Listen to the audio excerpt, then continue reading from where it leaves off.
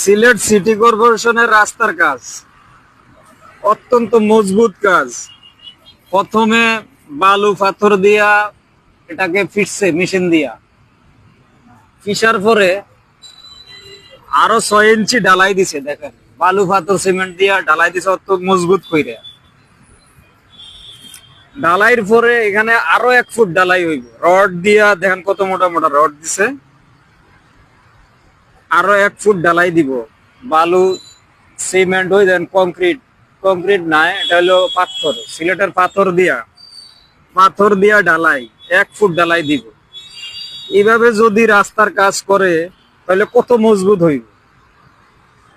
আমি চাই বাংলাদেশের সব জায়গায় এইভাবে রাস্তার কাজ করা হোক।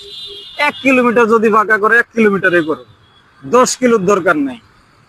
মজবুত করে 1 কিলোই ভালো। সিলেট সিটি কর্পোরেশনের অত্যন্ত মজবুত করে কাজ করতেছে। সারা বাংলাদেশের রাস্তাঘাট আমি এইভাবে, বিশেষ করিয়া হাইওয়ে রোড গুলা এইভাবে ঢালাই করিয়া রাস্তা ফাঁকা করার জন্য আহ্বান জানাই।